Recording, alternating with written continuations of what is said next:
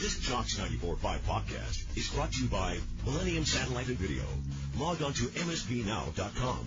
TV excellence everywhere. That's Millennium.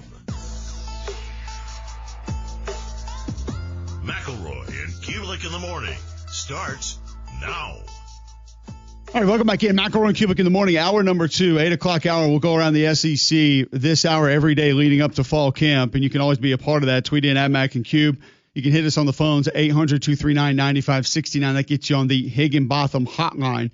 Recapping a little bit, Greg, of what we talked about with Alabama scrimmage on Saturday. Offensive line looks pretty good. Running backs looking pretty good.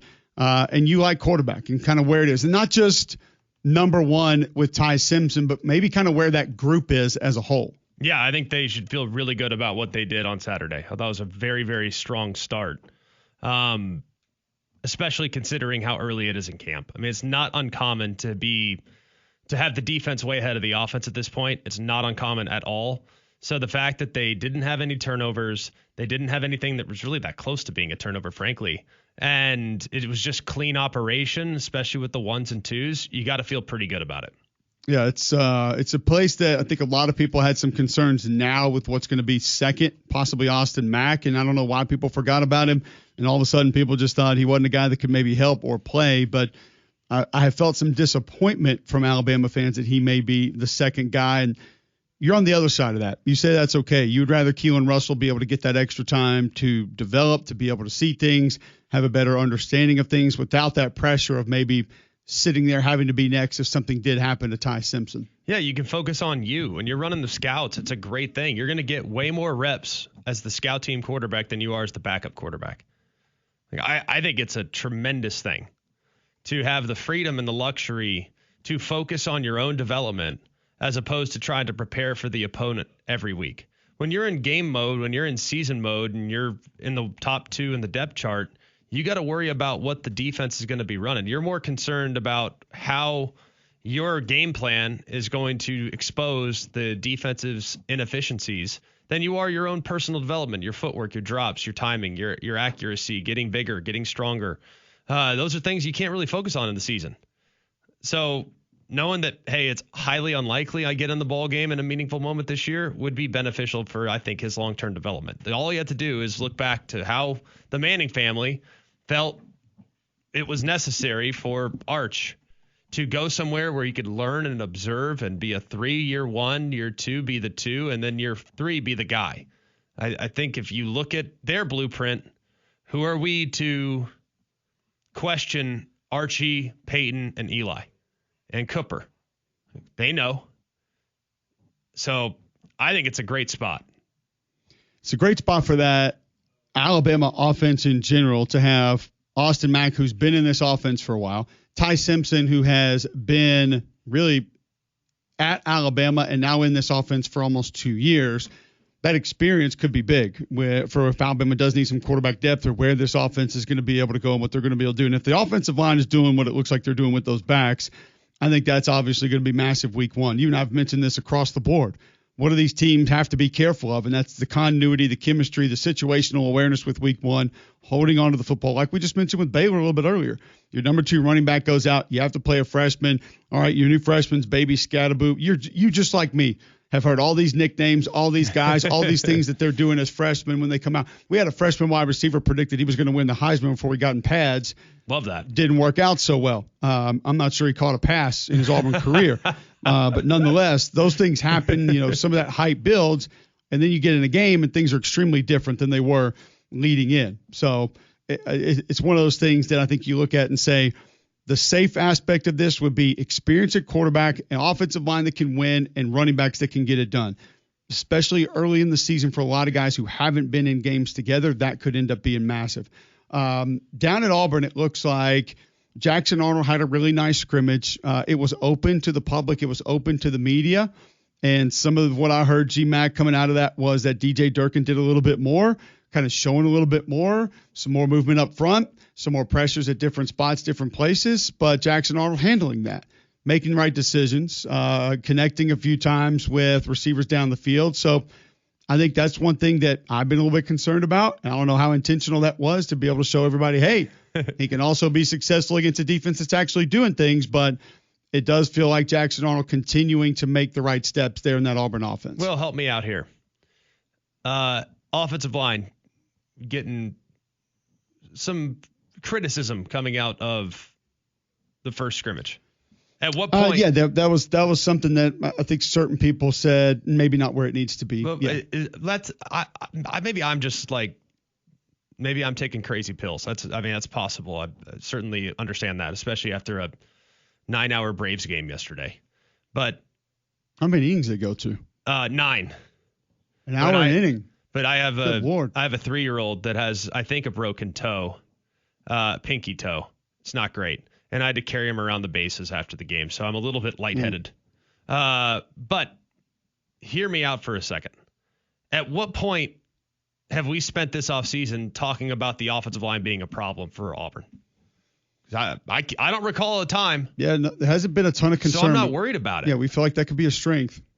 Like it's practice, it's scrimmage 1. Like I'm actually encouraged to hear the defensive line was disruptive, right? I mean, I know it's you want both sides to look good and have good moments and all, but like if the defensive line won the first scrimmage, that's a good thing, no? Because we feel like this Auburn offensive line shouldn't have problems this year. Shouldn't, no, and that's the thing about these practices, these scrimmages. We can talk about how great certain things were, but as great as it was, it's the same team that's giving that up or allowing that to happen. Now, some of that can be situational, what's being allowed, what's not being allowed. Maybe what's not being allowed is more important a lot of times than what is being allowed. But it's something that is definitely problematic in a lot of different ways. However, when it's controlled or it's set up to go that way, it might not be as problematic as a lot of people believe. I want to go away from Auburn and go down to Florida. Wide receiver Dallas Wilson, lower leg injury. Uncertain of his status for the opener, uncertain of how that's going to look. But that's a group last year, Greg, that was dinged up at times, and they lost a couple of bodies. I don't think this is a group that, with Lagway already seeing some of the dings that he's seen, that Florida wants to kind of mess around with. I mean, you go and get J. Michael Sturdivant from UCLA, who can be a big help. We know Eugene Wilson going to be back. We've seen a little bit of Khalil Jackson, but Dallas Wilson, a guy that I think they were expecting to come in and be able to help. Yes, he's a freshman, but you don't want to see the numbers begin to dwindle this early in camp for Florida at that position where it hurt them a year ago. Well, I saw that and I was a little concerned, right? We had been told all off season by those in the know that it sounds like the receivers in general are pretty dang sporty. They're going to be solid there. That's one of the better position groups on the team, and that was a position group that, frankly, I had concerns about coming into the year. But I don't know their depth. I don't know about you. Like, I don't know their depth. I know their starting group is probably going to be pretty good, but you never want to see a guy out, especially knowing, yes, those first 2 games are absolutely gettable for the Gators, but week 3, you're on the road at LSU. Yep. And you got to be at 100% going on the road to Death Valley. You just have to be. So here's hoping that it won't be something that lingers, but if it is, that could be a little bit of a problem. I think it's something, too, that when you look at, you say, all right, well, the youngsters have got to come along. Aiden Mizell was supposed to be the guy last year, right? Like, yes. All the buzz in camp. I mean, he was the fall camp folk hero for the Florida offense, and it kind of didn't really work out to the extent that we thought. Eugene Wilson kind of proven he's been dinged up at different points in times. Khalil Jackson has just been inconsistent, and that's why you go get Sturdivant to come in and say, we need a solidified guy here that can help us. Right. Tank Hawkins, somebody that I feel like we've gotten a little bit of buzz on that can maybe help. But because there aren't just the solidified knowns that have been there, because Sturdivant hasn't, you don't want that group to get dinged up. The good news is what I'm hearing out of Florida camp is the offensive line has been what they expected. Kind of like what you said about Auburn. Yeah. We're supposed to lean on that group, right? Yes. Backs have been fine. O-line's been good. So everything else aside, if that's where you have to lean early, that's where you want to have to lean early when you're going up against teams that are probably going to throw a lot of different stuff at you. You know, I go to Alabama, South Florida early the last couple of years. Everybody said the offensive line was terrible, but what were they getting? An experienced group that was throwing everything at them. Yep. So it's going to be tough to offset that sometimes, and not always going to be exactly what you want it to be. Arkansas apparently looked great over the weekend, and Sam Pittman kind of going out of his way to discuss, different individuals on the team, saying that offense got off to a good start in the scrimmage on Saturday. Offense started hot with ones versus twos. I think they scored 3 times in that 15-play series. 2 offense scored on the 1 defense, and then the 1 defense pretty much started playing a lot better after that. So you like that your offense getting off to a good start. You like that continues as well. So Sam Pittman kind of going there with that group over the weekend. Also said injuries not a real problem for his team in this scrimmage, which is always great news. We came out pretty injury-free. Poscom possibly has a high ankle injury. Had 2 guys that didn't play today that probably could have played on a Saturday with Cam Ball and Rodney Hill, a couple of AC sprains there that aren't bad. Like I said, I think both of them could have played today if needed. We elected to hold them until Monday. You love the fact that if it were a game weekend, they would have played, but I don't like Cam Ball being dinged up. I don't like that at all because there's not a ton of girth. There's not a ton of depth on the interior of that Arkansas defensive line, and Cam Ball has been solid, probably underrated, vastly underrated the last few years, but don't like to hear that he's a little bit dinged up, G-Mac. Don't want that right now for the Razorbacks. No, they're not a roster that can really afford anyone being down for an extended period. I don't feel like they have the depth that some of the teams that they'll play in the league have. There's been a bunch of turnover naturally, so you kind of need to know that your known commodities are ready to rock. And if a guy misses some time as a result this year, I think it's problematic. I don't know how you feel about it. No, it's just that's a position interior of that defensive line. They're going to get dinged anyway. They just are. Like, guys are going to need a blow. They're going to have to come out of games. They're going to miss series. So the depth is just necessary. It's like such a strength of like Tennessee that we talked about last year, Ohio State the last couple of years being able to roll in waves of guys. You just have to have it. You got to have it. Michigan, another team that's just had guy after guy. Georgia seemingly can just roll next guys in. It's a luxury. No, not a lot of guys have, but when you don't have it, you don't want to hear about your frontline guys. Even if they could have gone on a game weekend, being able to go. But you don't want them dinged up at this point in the season. A guy that's making a ton of noise, though, in Arkansas camp, and Pittman actually had some of the reporters sort of making fun of him over the weekend for what he was saying about Mike Washington, is a running back that they got out of the portal. Apparently a 62 and 40-yard touchdown run over the weekend, just looking like he could end up being the guy. Now, keep in mind, New Mexico State last year, Mike Washington, 157 carries, 725 yards, 8 rushing touchdowns. So he has put up numbers, but Taylon Green, after the scrimmage, just on what he has seen from the Hogs' new running back. I mean, everything really. His speed, his physicality, his ability to break tackles, his pass protection, everything. But I'm not really surprised about it. If you see what he's done in this offseason, in the training room and the routine that he has, like it's some crazy stuff. Like I'll go in the training room, or my teammates will go in the training room, and he's in the back like on a Bosu ball and doing some crazy exercises. So he has to tell you about that. But just the amount of work that he puts into it is really I'm not surprised about it. So if Mike Washington ends up being a dude for this offense, Greg, and Bobby likes to go downhill. That's what he likes to start with. And, again, he throws it a lot, so people think that it's some sort of an air raid offense. But play action coming off of that can be massive, and that's how he usually attacks you down the field. But if they can get Mike Washington going with what Taylon Green and Pittman also added this. Apparently, Taylon Green ran for a touchdown and threw 5 or 6 touchdowns. That's a direct quote from Pittman from over the weekend. If that's the case, maybe this is the group that can take a step that nobody's talking about. Probably. I think that they're going to score. That's not been a concern for me.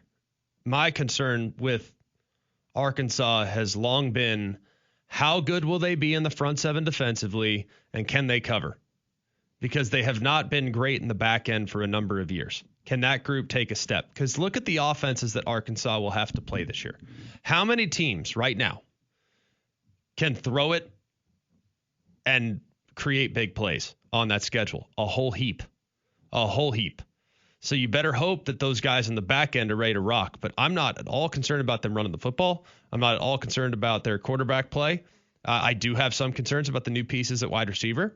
But if they can run the rock, guess what? Those receivers are going to get a lot of one-on-ones. And they're probably going to play a lot of zone defense because of how good Taylor Green is running the football at quarterback. So you're going to get a lot of zone. And having experienced guys, which they have, not experience at Arkansas, but experience at other places, they're going to be able to handle zone coverage probably better than most because they've seen it. They've run it. They've repped it. Man coverage, I'm fine with the freshman. With zone coverage, there's some nuance there. And I feel pretty good about their offense in general. Are you concerned about their defense? A little bit. If guys like Cam Ball are dinged up, I am. I mean, there's a few guys that they're going to have to lean on that side of the football. Cam Ball is going to be one of them.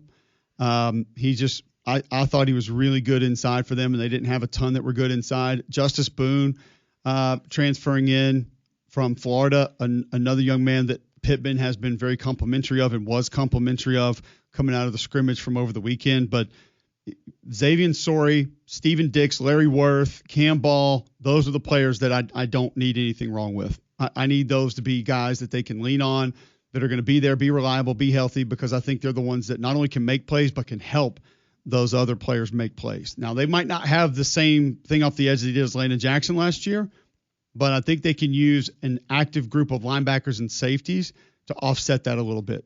Travis can show some different looks. I mean, Travis showed us last year, you go to those looks against Tennessee, I mean, he can be one of those sort of middle of the year, put in a whole new defense guy. A defensive game plan that was like years in the making. Just had not been used. Yeah, there we go. And so, hey, boys, how do you feel about this week? You got to have versatility there. And I think Steven Dix, Xavier Sorey, Larry Worth, those kind of guys allow you to do those things. So, but I need Cam Ball inside ready to go. I need him healthy because he's a space eater. He can eat up blocks, and he allows those really fast group of linebackers to be able to run and make plays. So feel pretty good about it. If you're feeling pretty good and want to feel really good, Game Day Men's Health can help you. And it's easy. All you have to do is go to GameDayMen'sHealth.com right now. Sign up for a free consultation. Yes, it's free. Free consultation. Go in, get the free PSA test, free testosterone test. They're going to give you a baseline of where your health is right now. So if you lack energy, you're getting poor sleep, you feel on edge, these could all be the effects of low testosterone, or maybe you just need to lose a little bit of weight, and that's why you're not getting good sleep. That's why you're lacking that energy. They have multiple weight loss programs as well for you at Game Day Men's Health. Mention Mac and Cube and save 10% on any service that they offer. Go get all the facts right now at GameDayMen'sHealth.com. And keep in mind, if you do get started, minimal upfront cost from all the programs they offer at Game Day Men's Health. GameDayMen'sHealth.com today to get started for a new you. Okay, that's a little bit of a trip around some of the SEC. The big story, however, from SEC camps has been Garret Nussmeier and his knee, that allegedly something had been going on. There were reports of airlifted out of practice, injuries being knocked out. We talked last week about how some of that wasn't necessarily real. Brian Kelly over the weekend kind of giving the reporters an update on where his quarterback is from a health perspective. Just for the record, he has tendonitis, patella tendonitis. He does not have a torn ACL. We have not amputated his leg. He has a PO'd, and you know the initials of that, patella tendon. He was out there today throwing. Tomorrow he'll be back out, most likely in a practice situation. So thought we'd calm everybody down. Yeah. All right, so he would go on there to say, and I thought this was really interesting, that part of this was an Oscar Slaughter's procedure that he has. I'm familiar with this because I have this. There's like a portion of your patella that kind of it deals with your growth plates and it grows. Mine hit me when I was like a teenager, but I can tell you this, it hurts like hell when it gets dinged and something bumps into it. Yeah. And if he had a procedure on that, which was already sore and painful, I can imagine some of the recovery with that, if it were to get dinged again, would hurt like hell. And it appears to be the issue there going on with Garret Nussmeier. Brian Kelly, I mean, Greg, he beat this down to the best of his ability. Just the reporters kept going after him with detailed questions, technical questions, and Brian Kelly didn't really budge that this was not a big deal. So That's why we're going to have Matt Moscona on here in a few minutes to discuss it, but it doesn't sound like this is something that's as concerning as a lot of people want it to be for LSU. Hopefully not, right? I mean, it's obviously he's their franchise.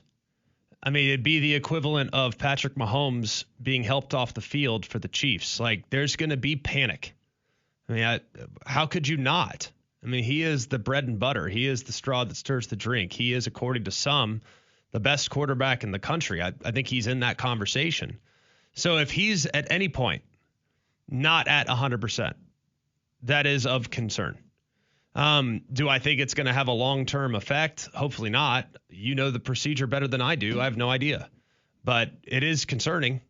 I mean, I can't help but be a little worried about it. I'm really, really anxious to talk to Matt about it because I don't know a lot of guys that get helped off the field in obvious pain with tendonitis. I don't know. It's concerning. So if he's not at 100%, the hopes of LSU's playoff run and or potential for a national championship evaporate if he's not at 100%. Do you not agree? 100%. Yeah. And listen, I love what they did in the portal from a backup perspective at quarterback, but it's not where you want to go based on what you have at number one. So Matt Moscona joins us next to discuss Garret Nussmeier and that knee injury or lack thereof next on Mac and Cube in the morning.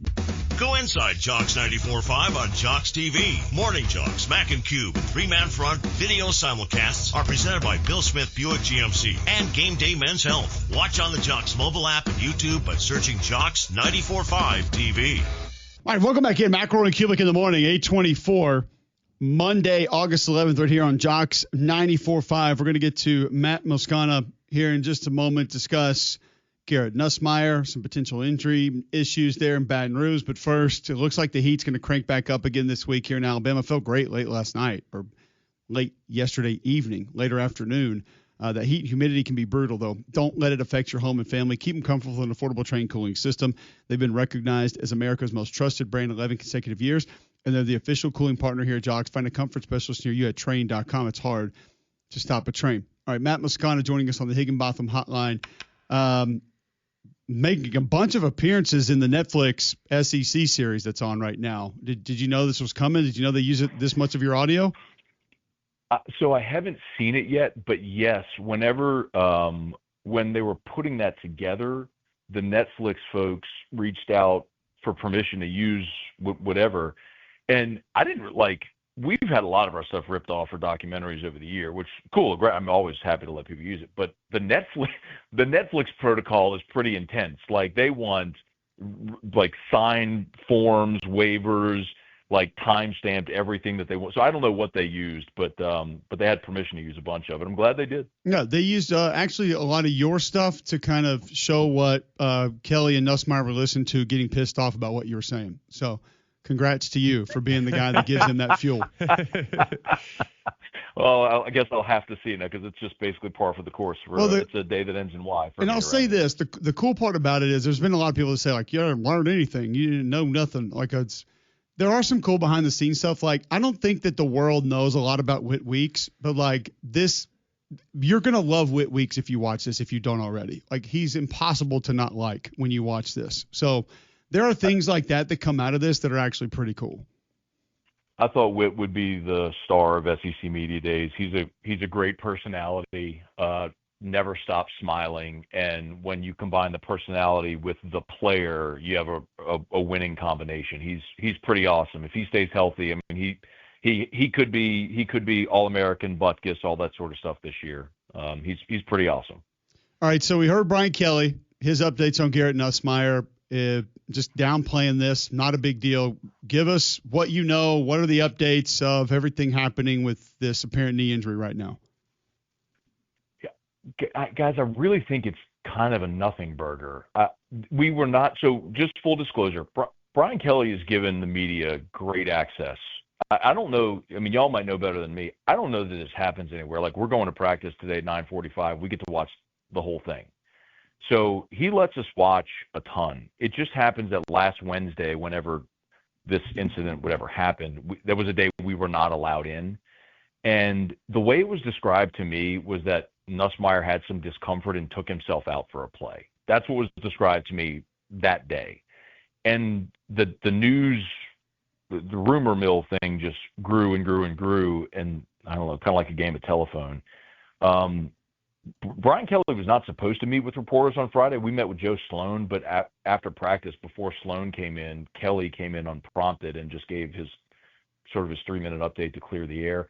I mean, the one thing I would tell you to consider, guys, is, as Kelly said, this stems from a surgery Nuss had in 2023, which means he played all of last year with this same issue, and he threw for 4,000 yards. I think this feels really like a mountain out of molehill. Again, we get to go to media had access Saturday. Nuss participated fully. We get to go watch the full practice this morning. I anticipate he'll be out there. But one thing that'll certainly happen is if there is anything amiss, we'll all be looking for it now. But I really don't think that this is in any way not based on everything, not just what Brian Kelly said to us the other day, but the handful of people within the team and the program I've spoken to since last Wednesday. It really feels like this is not going to be anything that's limiting in any way. This just is concerning to me regardless. I know he played with it last year, like you referenced, like all that is fine. But in the event in which he's not an All-American candidate, what does that mean for LSU? Because he could have some limitations or be dealing with pain or whatever that may be. If for whatever reason his play regresses and he's not top 3 quarterback in the country, what does that mean for the team overall? Yeah, it means they're going to fall short of their goals. There's just so much on his shoulder, and if he has to miss time, guys, the reason they went into the portal and got Michael Van Buren from Mississippi State was they had to get somebody with experience in case, like, if Garret Nussmeier is to miss any length of time, LSU's their entire framework of their goals are just recalibrated. But like, if Nuss turns an ankle and, God forbid, had to miss a quarter or a half, you have a guy that started 8 SEC games that could go in and function. But being out there and watching it, Michael Van Buren and Colin Hurley are young guys with some potential, but neither is anywhere remotely close to being ready or capable of winning at a high level for LSU right now. So like, the most important thing, singular, there's not even a debate. The most important thing for LSU this year is keeping Garret Nussmeier healthy and upright for 12 games in the regular season, whatever type of postseason run they may make. If he's not, then the entire landscape and focus and conversation around LSU changes this year. Matt Moscona joining us on the Higginbotham Hotline, does radio in Baton Rouge, covers the LSU Tigers, giving us some updates on injuries around LSU camp. We had other questions when we talked to you at SEC Media Days. One of those revolved around running back. How has that position performing so far through fall camp? So the thing that Joe Sloan the word he has used over and over is explosive or explosives, trying to find explosives in the running game. And they've done that. What they haven't been able to do is the consistent 5, 6, 7-yard gash plays.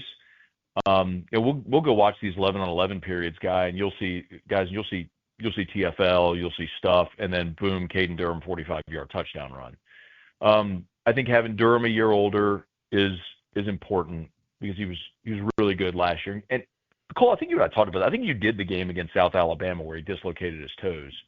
Yes. And so he played half the season last year with a steel plate in his cleat to keep his foot flat to protect those toes, and still ran for 700 yards, which was impressive. But Caden Durham looks really good. But even on top of that, I think they have to find a way to be effective running the football. LSU, when I tell people the statistic, it blows their mind. LSU was 107th in the country in rushing offense a year ago. Crazy. 107th. They were dead last in the SEC. And a big part of it was because they didn't have a receiver that could stretch the field, safeties lived in the box, and they were just unable to run. I think being very intentional in the portal, adding Nick Anderson, Barry, and Brown to go with a healthy Chris Hilton. Now they have guys that can threaten vertically, and I think that is going to soften up the running game. At least that's the hope for them. But the flip side of the conversation is, guys, you got 5 new starters on the offensive line. And cohesion in that unit is, I think, the single biggest question so far in fall camp for LSU.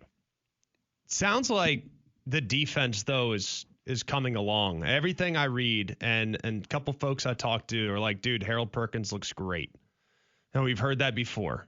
But Brian Kelly has even been outspoken in talking about him improving from an instinct standpoint, from just knowing how to play, how to manipulate opposing offense. In coverage, it sounds like he's been real good. We know he can get after the quarterback when he blitzes off the edge. But when you look at Harold Perkins and his role and how he could blossom into the star we always anticipated him becoming, it sounds like he's closer now, Matt, than he's ever been before. Have you heard some of that? Well, I've seen it. I think, Greg, that the point is they're finally putting him in a position where he can do that. I mean, when we watch, and this isn't speculative, right? You just said it. When we saw Harold as a freshman, we all saw the ability. Right. Right? I mean, he was spying Bryce Young. He had the 4 sacks against Arkansa. I mean, he's awesome. But then Harold wanted to play off the ball. And in his mind, as I understand it, people close to him, he was trying to project to the NFL to show the NFL he could be a 3-down linebacker and play off the ball. But that's like asking a Ferrari to tow a trailer up a mountain. That's not what you were built for. He's not Devin White. He's not one of those big inside off-ball linebackers that can get caught up in the wash with 300-pound linemen and make plays. They're playing him this year at the star position, which is sort of that hybrid outside linebacker safety. And so we're seeing him just live in space. So that's why you're hearing all those reports, because it is happening. I mean, last week he picked off Nuss in 7-on-7. He had a sack in an 11-on-11 period where he came on a blitz.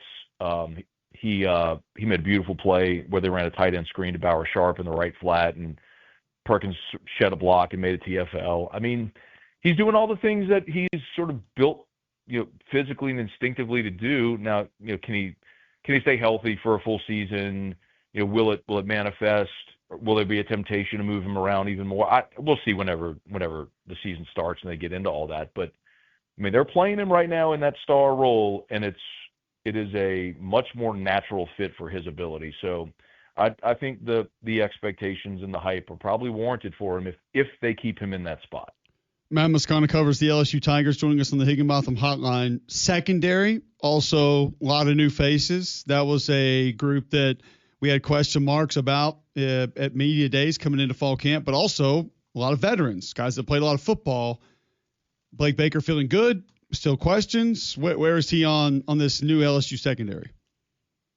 I think the pass rush, from what we've seen, I think the pass rush is probably helping the secondary come along more quickly, because they went and invested so heavily in those ends and on the defensive line that they're causing so much disruption, it's helping the secondary. They're better.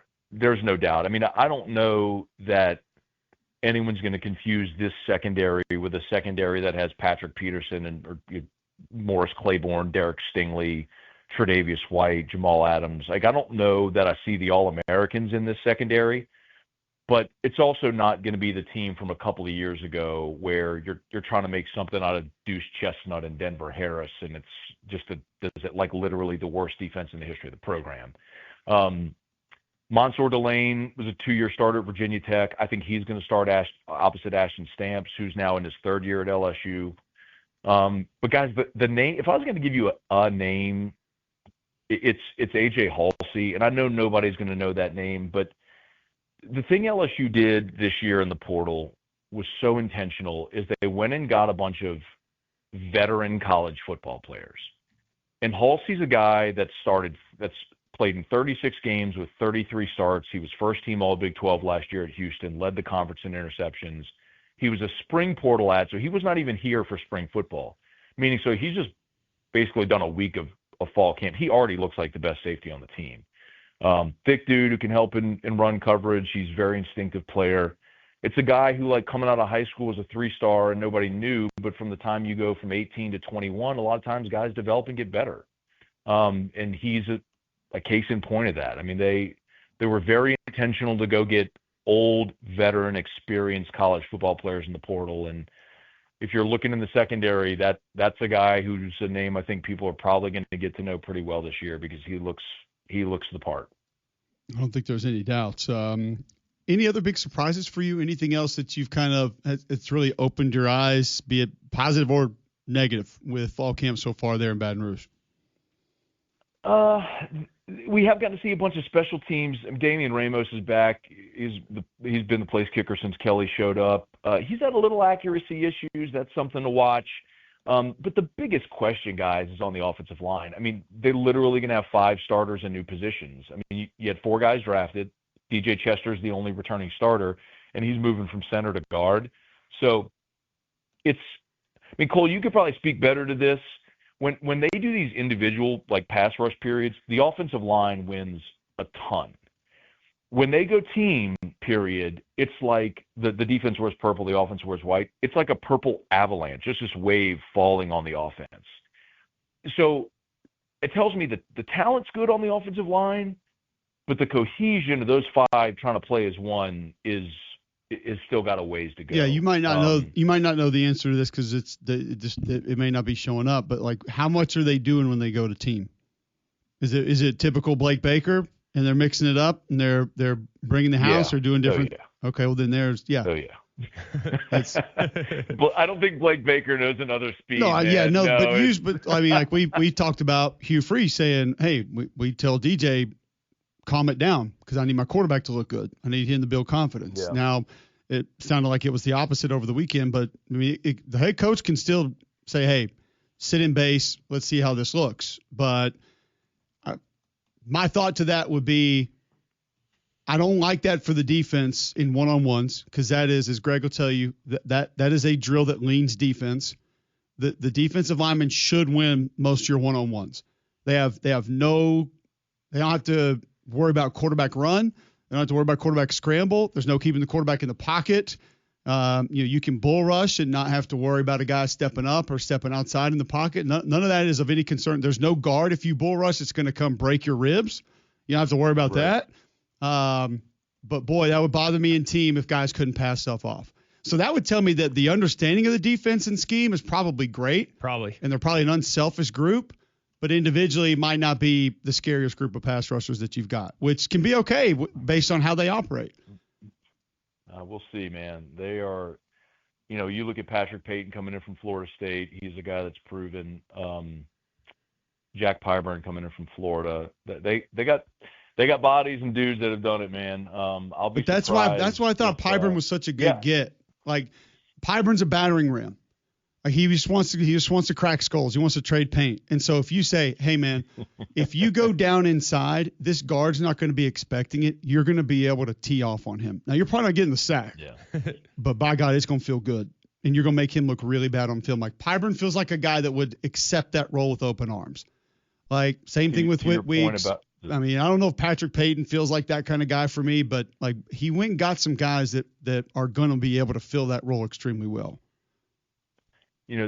Another guy who's been impressive, who's a name like people won't know, is they got another spring portal guy from South Florida named Bernard Gooden. And he's 6'1", 268, and you wouldn't think that plays in the SEC, but remember, they brought in Kyle Williams as the defensive line coach, and Kyle wants guys that look like him and play like him.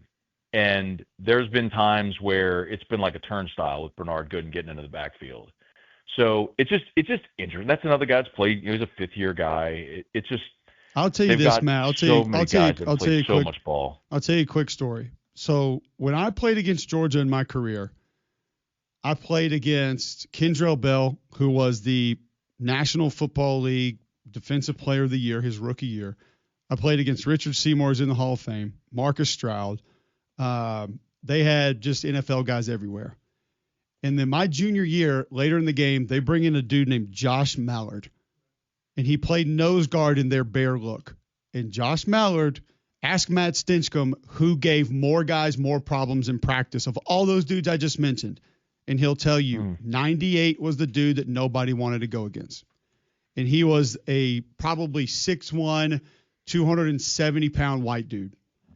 But he had legit wiggle. And, like, he had quicks, man. And, like, he just knew how to set you up and get you beat the other way.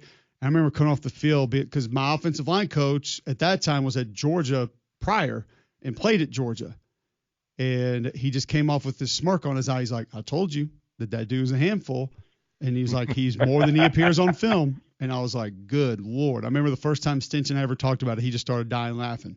So, like, there's dudes like that, man, that are they just know how to get it done. It's like Willie Lampkin over the weekend.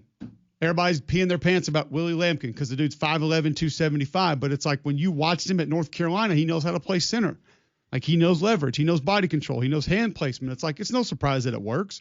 Like, some guys just know how to make it work, man. And if he's one of those guys, like, by the way, Greg and I hadn't talked about that name much at all. But if he helps them, that'll be huge for that defense. They just the way I've described it to everybody with this LSU team, and I understand every bit of skepticism, because until Brian Kelly gets over the hump and does it, he hasn't done it, and that's an earned moniker. This program went so all in the transfer portal with their additions and the money they spent. It's like what Ole Miss did a year ago. They saw an opportunity. Fifth-year senior quarterback, like, we got the money, let's go spend it. That's what they did. They added 19 dudes that make them better at every level on both sides of the ball. I'm not telling you they're going undefeated. I'm not telling you they're winning the national championship. I'm just telling you that this program this year, their expectation is you better be in the playoff. With all the investment into this roster, and to surround Nussmeier with the pieces to be able to win it, like, they are all in to be there this year. And if they're not, it will be a massive failure if this team doesn't find its way into a 12-team playoff. Yep. And we air in Montgomery, actually. I think Gooden's a Montgomery kid, if I'm not mistaken, at South Florida. So we appreciate you bringing that name up. Always great stuff, Matt. Thanks for hopping on, and we'll do it again soon.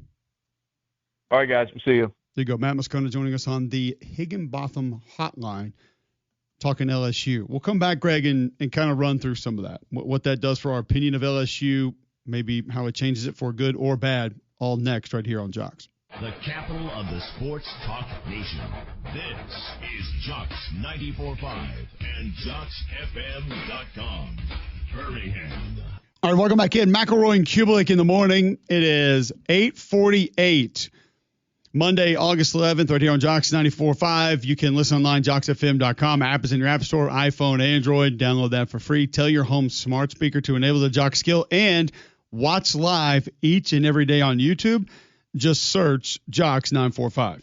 Bill Smith Buick GMC is the GMC dealer of the year, the national champion of GMC dealers. All you got to do is take the short drive up to Coleman. You'll understand why. The deals are off the charts good. You can get GMC Sierra SLT up to $14,000 off the sticker. You can get an Encore, Buick Encore GX. That's a sporty, economical SUV. You can get $5,000 off that sticker price, get you out the door for under $25,000.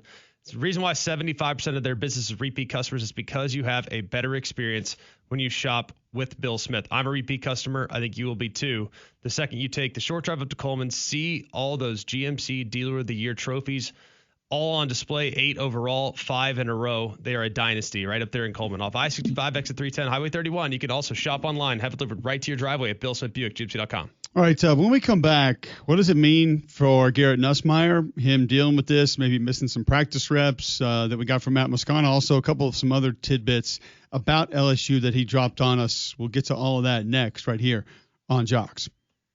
Go inside Jocks 94.5 on Jocks TV. Morning Jocks, Mac and Cube, and three-man front video simulcasts are presented by Bill Smith Buick GMC and Game Day Men's Health. Watch on the Jocks mobile app and YouTube by searching Jocks 94.5 TV.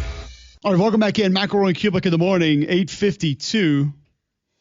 Monday, August 11th, right here on Jocks. We're going to continue talking to LSU, some of what we took away from Matt Moscona that he dropped on us a few moments ago. First, if you want to be a part of the Jocks kickoff party coming up here soon, John, how can our listeners do it? You can celebrate the kickoff to college football with us at Jocks 94.5 at the Bill Smith Buick GMC Jocks kickoff party at Regents Field on Thursday, August 21st. And the only way to go is by winning tickets. To win a pair for you and a guest, text the keyword SCORE and your full name to 205-834-9450. That's keyword SCORE and your full name to 205-834-9450.